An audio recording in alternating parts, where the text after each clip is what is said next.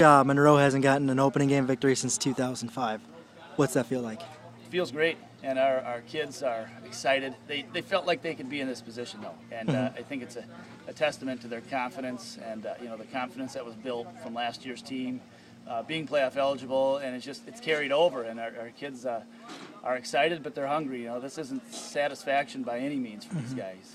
Now, Monroe's for a while had a problem with getting out to a fast start. If anything, they worked the first few quarters and then kind of figured out who they are later in the game. Right away, 3 and out, and then you come down and score.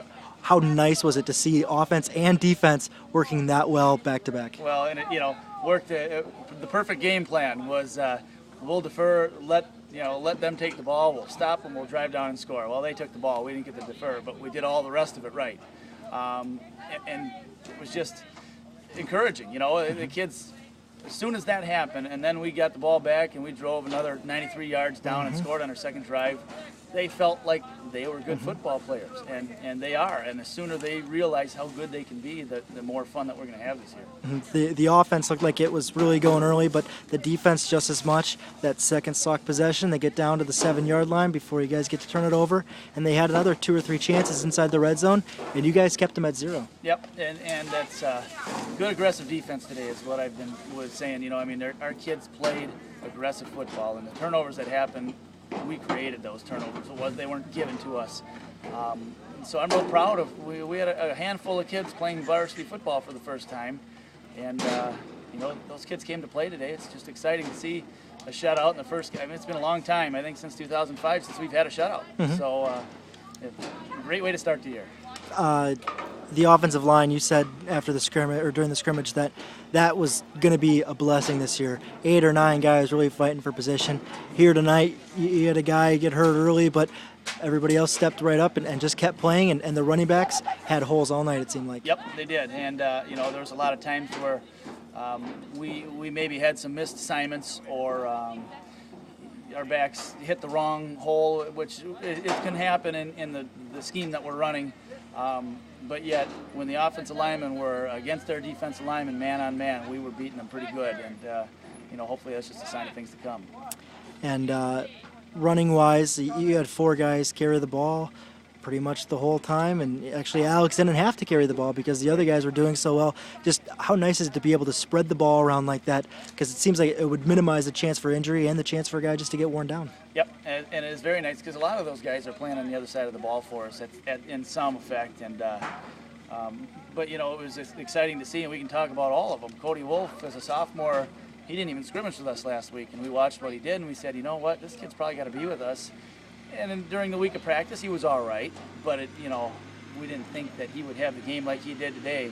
What a great runner! And then Trent, Ryan, when James Frankowski's going to, he's almost 100% healthy. We're going to have 4 backs that are all explosive and powerful, and none of them much better than the other, and all of them very good. So it's exciting because it takes a little pressure off of Alex Bierenclaw to be the guy that has to make a lot of the plays, and then he can focus on when the opportunity really opens up for him to make the plays. It should be fun. Special teams, you held them in check on all the kickoffs and punts, and then Kyle with that really long, really nice field goal, and it seemed like you were trying to call timeout at the call of the snap. The play clock was down to .001. The guy was ready to blow the whistle, and we got it off. I was trying to call timeout to, so we didn't have to back up 5 yards, but Klopp hammered a field goal that was, I think, 37. 37. I think it would have cleared from 10 further. Oh, what a beautiful kick. He just hammered that thing. And, the one time we punted today, Charlie Kine just crushed one.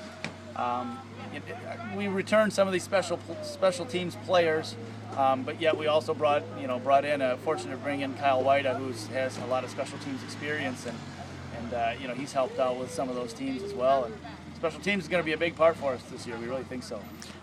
It's been an exciting start to the season for you with your family. You got another one. Just what's it like to have 6 days old. to have one that came the day after the scrimmage and here first game out, and you guys pick up the win. Yep, it's neat. This has been I don't want to say stressful. I've been trying to keep my stress level low, but with the baby being born and I'm in a wedding tomorrow in North Carolina, so I'm leaving right now to go catch a plane. Here, at 6 o'clock in the morning. It's been a busy time in the world for me, but fortunately we have great assistants that, you know, anything that I miss and they're picking up and going above and beyond. So it's just, you know, the program from coaching staff to players, really exciting, you know, right now to be a part of. You got Fort Atkinson coming up. Last year you guys played them neck and neck and lost a really close game. Just, you know, I talked to Alex and he said it's a new team, a new season. I'm going to forget about last year, but what are you guys taking from last year, or what can you take from last year into this one? Yeah, it's you know, one of our philosophies this year has been whatever's in the past is in the past. We can learn from it a little bit, but those days have come and gone. And you know, last year we gave Fort a heck of a battle when they were, you know, 6-2 and we were 2-6 or something like, or 2-5 or something like that. Our kids believe that they can play with good football teams, and they believe that they are a good football team. And you know, I know Fort's going to be good. They have a lot of talent. I don't know what their outcome was tonight, but you're looking forward to preparing for them, and we'll give them a great battle next week, and hopefully we can come out 2-0. Well, and that's catch your breath. You said this before, but again, 1-0. First time since you've been here, you guys are 1-0. How nice is that? Well, it puts a smile on a lot of people's face, and me included. But you know, it's what we wanted to be. So let's be happy about it, but not be satisfied. And that's kind of the approach we took with the kids in the post-game huddle. If you're satisfied, you're in the wrong place. Let's move forward and look on to what's ahead of us. So. All right. Anything else? You bet, man. That's good.